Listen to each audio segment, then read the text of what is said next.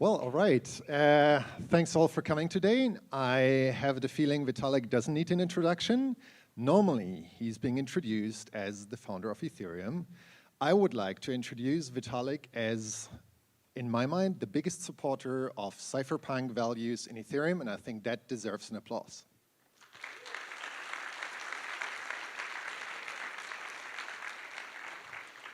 I mean, that being said, Vitalik, I think you wrote a really nice blog post. I think it was the last one you wrote last year on making Ethereum cypherpunk. And I think that resonates very well with many people here in this room. And yet, as I attend some of the events around DEF CON, I see things that seem to be in pretty stark contrast, especially to like Gerard's nice talk, which talked about all the bad things some agencies do. I've seen yesterday some presentation that had in the center of it, presenting a nice DeFi ecosystem, and in the center of it all, in bold letters, it said, US banking system. So at least in my mind, I do see a contrast between what you describe as desirable and what some people, I say in the DeFi ecosystem, specifically propose as hyperfinancialism. Do you see that? How do you feel about that? The post, a lot of people definitely really appreciate it, and people keep referring to it even as this day. And I think at the time, the thing that was missing was definitely just a concrete statement of here are some of the goals that we all value, and let's talk about what they are so that we at least have something to coordinate around in order to actually achieve them. And that's step one, and I feel like step one was actually done well. The trickier step is step two, right? And step two is getting from here to those values actually being reflected in the world. And I think it's definitely true that crypto as a whole has, in many ways, pretty divergent from that. And I mean, there's even trends that I worry about, right? Even basically the fact that originally this was meant to be this neutral ecosystem that does not depend on governments, and there definitely now is this current of people who are basically explicitly saying that their defense strategy is basically making a point that if a politician opposes them, then they'll get $20 million trying to push them out of office. And to me, that is not what I signed up for. And I think, in addition to not being what I signed up for the world, it's also something that does not really imply many incentives to care about things like privacy or care about things like decentralization, because it's the centralized thing has an easier time shaking a hand with a politician and getting it to let it keep happening. So it's so I think there's the question of how do we actually go further. And I think at this stage, it's a big part of it is it's a question of incentives, right? So the incentives, basically what is the incentive to, I mean, if we go even down the list of the post I made a bit later on alignment, right? What is the incentive to be open source? What is the incentive to follow open standards instead of pushing your own ERC that everyone else can't keep up with, but still claiming that you're part of Team Open Standards because you have an ERC? What is the incentive to build something that passes the walk-away test when, by definition, if your company disappears, you have no chance of getting revenue anyway? What is the incentive to make something that passes the company becomes evil test because yourself becoming evil is a potential revenue opportunity? What is the incentive to build something that is positive sum to the Ethereum ecosystem or to the world as a whole in a way that goes beyond what you already get with market incentives, which are sometimes sufficient and great and sometimes not, right? And I think in our ecosystem, sometimes answers exist and sometimes they don't. Right, so especially if someone is making a relatively small project, right? If you're at the stage of making something demo level, then actually you get a lot of support, right? Like if you have something that just requires $300,000 to make, and people of the type in this room generally agree that it's like a good thing that helps turns the Ethereum ecosystem into something that better realizes its values, then like there's a whole bunch of people that will give you $300,000, right? There's Ethereum Foundation. There's probably a bunch of people who have a bunch of ideas. Anybody who is hacking on something or thinking about something here? Yeah? Okay, I see a bunch of hands. Yeah. So where do you send these people specifically? Yeah, so grant programs exist. I mean, one, obviously, you can just reach out to Ethereum Foundation, ESP, right? So ecosystem.support, that's one. There's all kinds of individual, like other non-Ethereum Foundation entities. I mean, recently, Argot just spun out. Also, the big treasuries and, the Uniswaps and makers, and I guess now Skies of the world. There's it's retroactive, but there's Optimism RPGF. There's like lots of individual Ethereum people. There's entities like Status. There's entities like Golem. Golem also has their own PGF program that's talked about less, but it also exists. I think Octants.app is the site. So there's just like a lot of different even individuals that just really care about these topics, right? So for like smaller projects, right, that funding exists. The place where I think it does things become much more challenging is basically that like once you get from like demo stage to like actual serious, I want to build something that can like withstand the winds of like mainstream Ethereum use like stage, right? Basically, the level of development that you need to get to that stage is like often, let's say, we'll call it like the $10 to $30 million level, right? And I mean, sometimes it's less, right? And but sometimes like it is that level, especially for some, like for something like an L2, like often gets even higher. For a privacy project, it's like, it's often lower, but it depends on general purpose infrastructure that actually took that amount of funding to get there, right? And the challenge is like, when you go from the small size to the big size, the incentive structure sort of flips from like full socialist to full capitalist in the sense of like, at the small size, like you get all of these nice grants programs and you're supposed to like just do the good thing and be values aligned. But then once you get to a bigger size, like there's really nothing that's at least from a raw incentives layer that's like competing with the incentive to like just grow big and like try to dominate, potentially try to monopolize. And like that to me is an imbalance, and it feels to me like what you want is something healthy in the middle. You want something where ultimately, it's more capital efficient than charity, and you want something where incentives actually do depend on like having users and like actually, the on the ground fact of whether or not you're building something that people want. But then at the same time, you want more incentives to be to be open source, to be decentralized, to be secure, and at the same time more incentives to take collaborative standards-based approaches instead of like trying to become bigger than everyone else and like create walled gardens and lock in and dominate the ecosystem. And I think this is like definitely still one of those unsolved problems. I mean, speaking of the incentives here, and especially on the funding side, the question is a bit, how do we get there, right? Because, as a funder of a privacy project, I can tell you it's hard, right? I mean, as you know, but you went through it.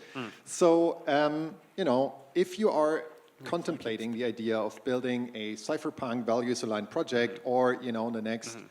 I'll be a bit judgy here and say restaking, leveraged RWA, L2, lending protocol, whatever, Yes, you can raise a $10 million seed round and, you can have a whole lot of fun and great side events with, great drinks and stuff. But like, what do you say to the people who say, no, I want to go for this Cypherpunk vision. How do we make it happen? Like, how do we, Yeah, I mean, I think we definitely do need more experimentation in funding models. Like, I think we do want something that is more capital efficient than charity. So in the sense of providing money with an expectation of, at least in some situations, like actually getting it back and even getting a return. But that at the same time isn't like full on, like, hey, please like make me a token in 12 months or else I'm gonna start yelling at you and like blacklist you from the whole community, right? So, which is like not too far from like some of the darker stuff that actually happens, right? So it's like, I think, yeah, we want to like try to create funding structures that are somewhere in between those two. And like what exactly that looks like, I think that's still open to interpretation. Just like public goods funding is open to interpretation, like you have Gitcoin, you have optimism, you have this like Octant, Golem thing, which is also actually like starting to look into those kinds of hybrid approaches. You have Protocol Guild, and like the question of like what are hybrid models that actually make sense. I think it's really worth thinking about. Yeah, and I mean, so I think funding in the startup side is one side of the world, but let's talk about Ethereum, right? So, I mean, Ethereum is infrastructure, which is used as settlement infrastructure for a bunch of DeFi things, but also increasingly for a bunch of, Cypherpunk things, right? So that are not just financial, right? Like ENS, great example, right? So, and like a whole lot of other things that people are settling on, but yet they have to use this infrastructure, which is largely influenced by decisions that are, somewhat hyper-financial, right? So if we think about, we want credibly neutral L2s like based rollups that, are now maybe facing problems of, centralized block building, which is a direct consequence of hyper-financialized settlement infrastructure. That feels still weird. Like, what do these Cypherpunk projects do? Like, do they all just go to Gnosis chain and settle there, or like, what do we do? Yeah, I mean, I think so. Sorry, I'm trying to. I had my sentence and I'm trying to restart it again. So what you don't want, I think, is you don't want to like lean too hard on like badgering everyone to like do the aligned thing, right? Because like if you try to badger everyone to be virtuous, then like eventually you start getting a community of people that are just like too fed up with it and they start doing their own thing, and then eventually they like get all the way up to 51%, and then like the community swings in the other direction and you lose completely, right? And so I think like we want some kind of realistic strategy, and ideally a realistic strategy that depends on a smaller number of actors. So I'll give one example of something that I'm happy about.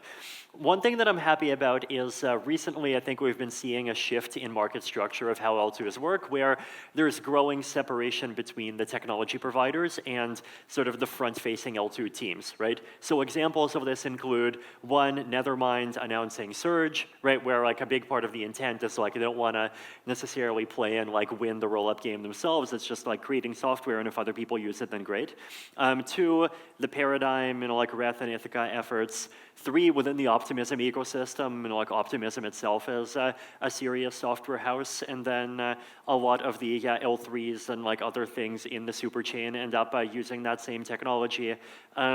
Four, Succinct as like ZK proving people. Like there's this growing list of these providers, and then separately you have these L2s, and L2s are starting to specialize more in like basically everything but the tech, and like actually reaching out to users and making the thing mainstream, right? And like this is not a full separation, right? But I think it's like partially happening.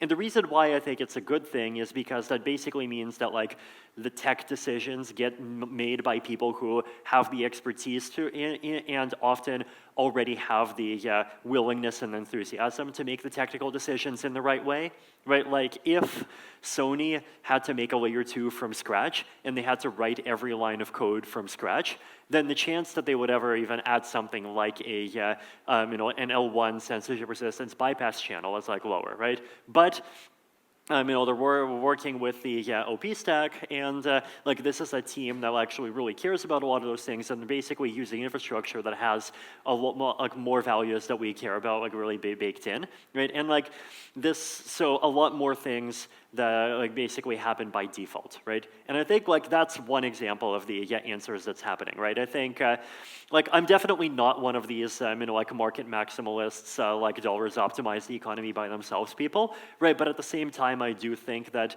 the value like of idealistic motives and like enthusiasm and ideas and stories and all of these things are really important, right? And I think there's lots of examples of this in the wild, right? Like one fun fact about the world is that the total annual revenue of OpenAI plus all of its competitors this year is less than OnlyFans, right? But even still, right, if you think about like the level of talent that's going into OnlyFans, like it's not low, there's serious people there. But if you think about if you think about the level of talent that's going into like things like like making all of these crazy AIs, that's like a whole other level, right? And like that extra level of motivation, like that's not the dollars, right? And so I think the ideal solution is one that like it is something that is realistic from a dollar perspective and actually gives those incentives, but then at the same time, like it doesn't require the whole world to be converted to the religion. But if there is a small group of enthusiasts that are also like very talented people, then like you should be able to take maximum advantage of that. And I think we are starting to see some signs of that. Okay, cool. So I guess that means that if I am working on, some more cypherpunky thing, at least I can leverage the same technology, which, the nice people build and which is also used by all the, highly financialized use cases, but I get the upsides of it as well? Exactly. Okay, cool. Well, let's come back from the layer 2 to the layer 1, right? Because one cypherpunk thing that people like is obviously home staking, right? Anyone here home staking on any chain? Yes, I see a bunch of hands. Cool. Awesome. Now, these home stakers are sometimes looking at the big guys, right? So the professional stakers, and are thinking, well, what do they actually add to the security of Ethereum really, right? So let's say I add 1 ETH to Binance. Binance is staking it on some servers that are managed by, let's say, a cloud provider. The cloud provider has like a service provider who happens to be their DevOps guy who manages their servers. What exactly does that add to the security of Ethereum? Versus maybe fewer ETH that are being staked by home stakers. Yeah, I agree with this. I mean, there's two ways to measure security provided by staking, right? One way is like number of dollars to make a 51% attack, right? And so the theory is that, well, if Binance ever actually does 51% attack Ethereum, then even if they succeed, then they're going to lose like billions of dollars that will get burned in either slashing or an inactivity leak following a minority soft fork, right? And but then that's one argument. But then from that perspective, like arguably we have way too much security right now, right? Because what we have now is like 30 million ETH staking, you need a third of it to do an attack. Under any realistic conditions, you actually need somewhere between 1/2 and 2/3. And so let's say 15 million ETH, multiply that by, I think the price is like up to 3,200 now, and so we're talking $48 billion, right? There are lots of ways to like whack Ethereum dead for less than $48 billion, right?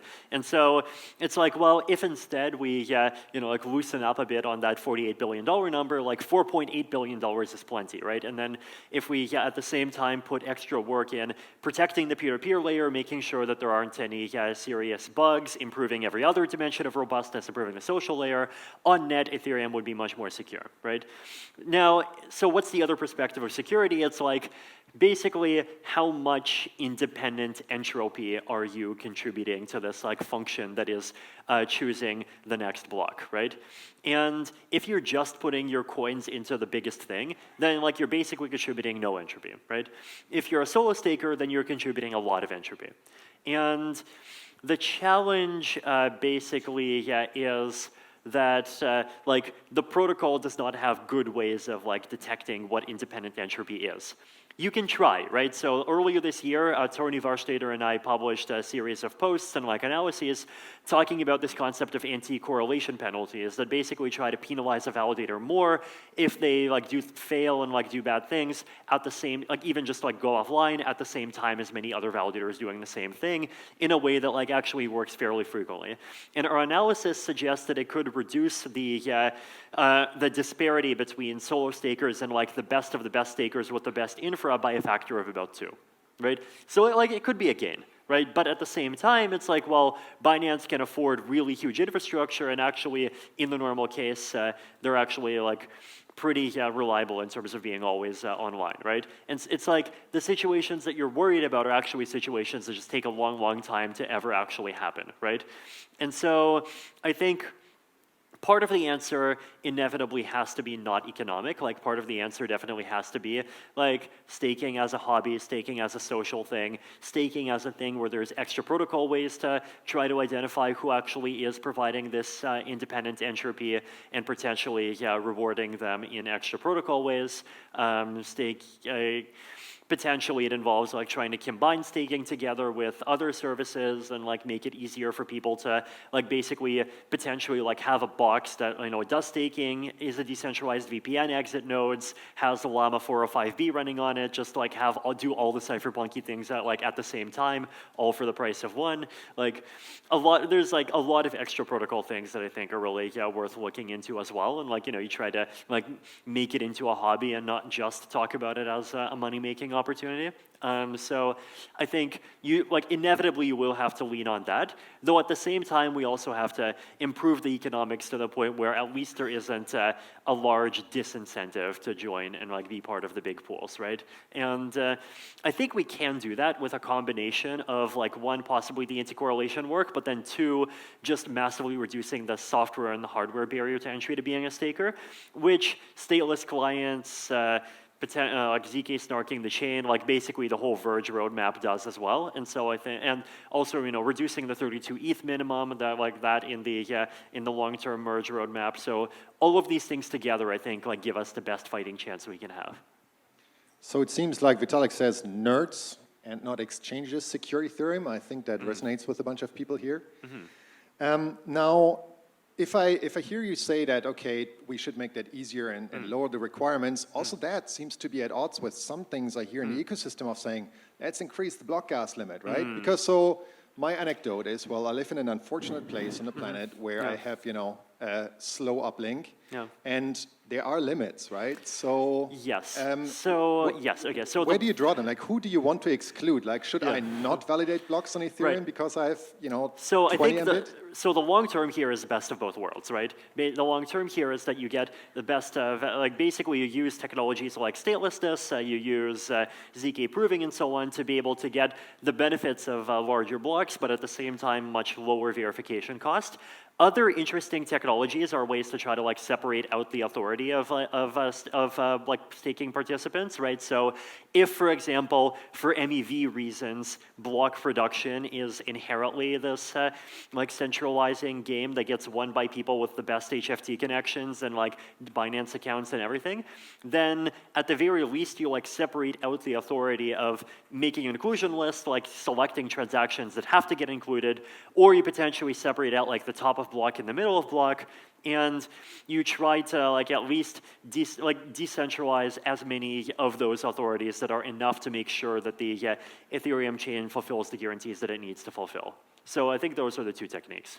All right, nice. So that was probably like a lot of like maybe technical details, but there's also a hackathon coming up on the weekend.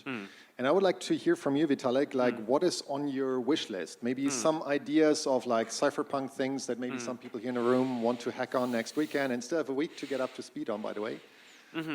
Yeah, like okay, so one direction that I think people don't talk about enough, actually, we'll have a little bit of people talking about this at DAC Day and at DEF CON, but basically, I think one like shift that's valuable for like the cypherpunk movements to make, I think, is like 30 years ago, it was conceived as this thing that's like fully oppositional to governments, corporations, like all kinds of existing actors.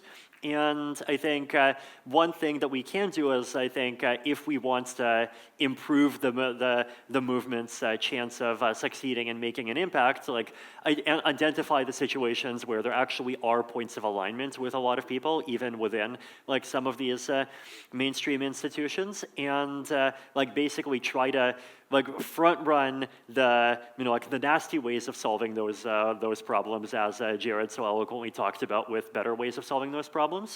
And like one specific example I can give is if you have an encrypted messenger, you can use locally running LLMs to do scam detection, right? Like you can potentially have a system where like a user can even download LLMs that from an entire like set of different providers with different biases, different goals, and like they could automatically, like scan through stuff that's happening. It could be messaging. This could also even be part of your crypto wallet, right? A lot of Ethereum wallets like have some level of this detection already. And then if something is popping up that looks like it's a scam, then like it can warn you, right? And this is something that runs fully on device, and ideally you have a choice of different providers, and so it doesn't like entrench one particular political elite who decides what's right and what's wrong. Ideally you have and it stays all on your device, not shipping any data whatsoever to Big Brother, and and then ideally at the operating system level, like you can actually like sandbox this whole thing, so that's all that it can do, and it actually can't like later on download an update that starts pushing this stuff up to Big Brother, right? And then you solve like real safety problems that lots of people, including lots of us, have, and that also like lots of people within governments have, and like actually like basically do a better job of solving problems that people have than even the centralized world can. I mean, also shout out, there's this interesting app in Taiwan called Message Checker. I see, like Audrey there is and also a fan of it. So I think like proto versions of things like this already exist, but I think it's a direction that could be explored more. Cool. As a last, we obviously don't mention ticker symbol, but any shout out to, Cypherpunk and privacy apps? I seen that you, to talk about actually, value-aligned L2s like Fuel, or mentioned projects, like Fileverse, like any shout outs? Okay, a quick list. So privacy for coins. So Railway, also Oxbow, which is coming out soon, and that has like also a lot of good like proof of this privacy pools technology. So I use Railway right now, and also excited about Oxbow. On the privacy-preserving messaging, it's like there's a lot, right? It's like, like status keeps quietly improving, and then there is, like Simplex is like getting exciting. There's like a lot of these different chats. DDocs, aka Fileverse for privacy-preserving documents, it's like actually quite good. Secure operating system, Graphene OS, I use it, it's amazing. It's like surprisingly few user experience trade-offs, so I think it's great. And then also EthOS, which is based off of Graphene OS, and like they also recently released a hardware device. So yeah, and a lot of really good stuff. Awesome, that sounds fantastic. Thank you, Vitalik, for supporting Cypherpunk Values.